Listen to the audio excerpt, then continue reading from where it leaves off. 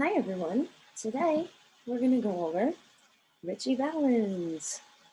So I wanted to do a little bit of review from the last couple times we talked about him, and then we'll get right into some music, and then we're actually going to kind of do it backwards this time. So we're going to do the song first, and then we'll go over some more information about him. So let's start with review. So really quickly, his full name, Richard Stephen Valenzuela.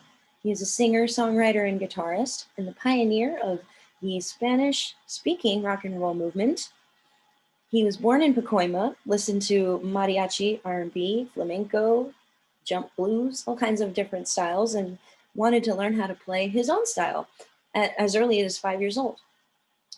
He had learned how to play the guitar, the trumpet, and he taught himself to play the drums. He would take his guitar to school when he was in middle school and high school, and he would play for his friends and sing for them. And when he got a girlfriend in high school named Donna, we listened to that tune last time. He wrote that song for her, and the first time she got to hear it was on the radio in her car, which is pretty awesome. And that was his highest peaking hit, which reached #2 on the Billboard Hot 100. So let's go over a tune that we're going to listen to for today, and then we will talk a little bit more about him after that. So one of his first recordings was in May of 1958. His first single, Come On, Let's Go, made it to #42 in the US charts in November. So let's take a listen real quick.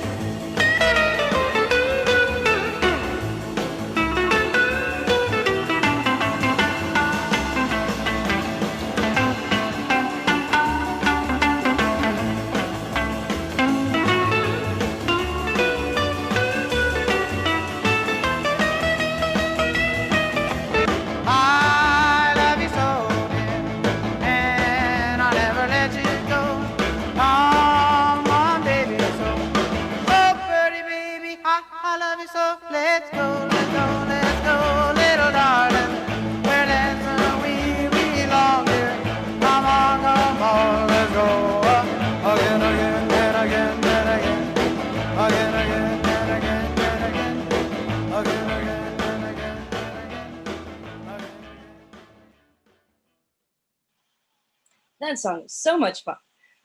I hope you wanted to dance to it, because I know I did. Wasn't that dancing awesome? Oh man, I loved it. Anyway, I hope you enjoyed it as much as I did.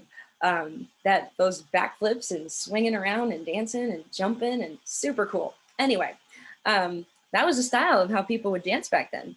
So anywho, I hope you enjoyed that tune. Lots of fun. Alrighty, now that we listened to this tune, I'm going to go over a little bit of information now that we're done listening. So really quickly, you're going to notice the title up at the top of this slide here, which says The Day the Music Died. Might sound familiar to you from the last artist we talked about, Buddy Holly, but in case we forgot, we're going to review it here really quickly because it applies to this artist too. So Ritchie Valens, Buddy Holly, and the Big Bopper, including their pilot, Roger Peterson, all passed away in a plane crash shortly after taking off from a gig they had, which was their last gig, in Clear Lake, Iowa. The plane was a single engine Beechcraft Bonanza. I'll show you what that looks like here in just a little bit to remind you. Now, Buddy Holly hired a charter plane after many problems happened with their multiple tour buses. We talked about that last time. They had buses that broke down. They had their drummer get frostbite on their toes. People were really unhappy because it broke down in the super, super cold weather and they were all freezing. They had a lot of issues, so they wanted to do a plane instead to get there faster and to give them some time to rest and recuperate. So anywho, they were all traveling to Moorhead, Minnesota for their next show on their winter dance party tour, which covered 24 cities in 3 weeks with Buddy Holly as their headliner, which headliner is just another way of saying they are the main performer. And Ritchie Valens and the Big Bopper were the backup acts that were performing with him, but they weren't the main performer. Okay, so they flew with a company named Dwyer Flying Service in a city nearby called Mason City. The small charter plane was supposed to get Buddy Holly, Ritchie Valens, and the Big Bopper, J.P. Richardson, they also know him as the Big Bopper, to Minnesota for their next gig. But unfortunately, as we know, they never made it. So there were a few contributing factors to this. So one of them was the pilot's unfamiliarity with the old style gyroscope on the plane, which the old style gyroscope is basically just a fancy word for saying it's a tool that tells you if you're flying up, if you're flying down, if you're flying left, if you're flying right, so that you know which way you're going when you're flying. If you have to fly through clouds or through weather that's really hard to see, where you actually can't see where you're going, you have to rely on tools to tell you how to do it. And they're good tools. It's just you have to know how to use them. So he wasn't familiar with this, which is one of the reasons why experts believe is what's caused the pilot to actually believe that he was going up when in fact that he was going down. So it's the belief that he actually misread the tool, thinking the opposite of what the tool was actually telling him. So what he thought was going up was actually going down. So very unfortunate. Another contributing factor was the seriously inadequate weather briefing provided to the pilot, which failed to mention the flying conditions, which should have been highlighted. So they didn't tell him how bad the weather was. And I think maybe he just thought, well, it's not too bad, I'll be fine.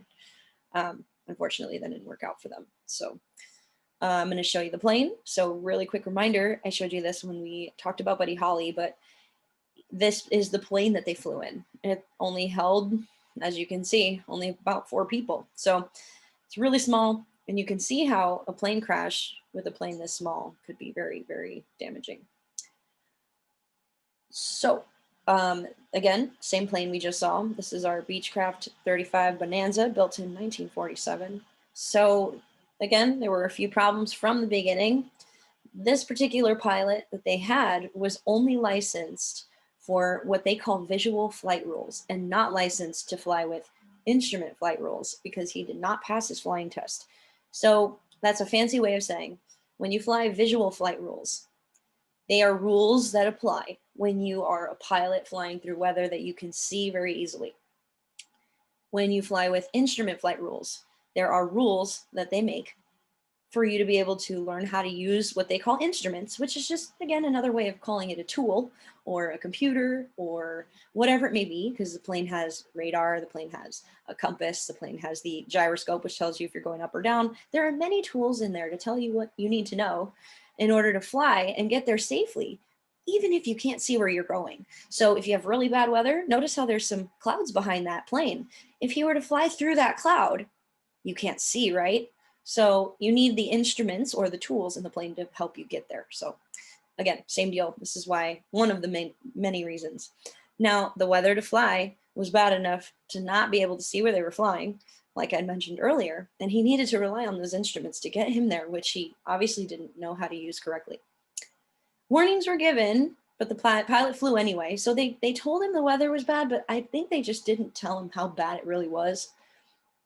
Anywho, unfortunately, this plane crashed 8 miles away from where they first took off, and it killed Buddy Holly, Ritchie Valens, the Big Bopper, and the pilot, Roger Peterson, in a tragedy that they later referred to as the day music died.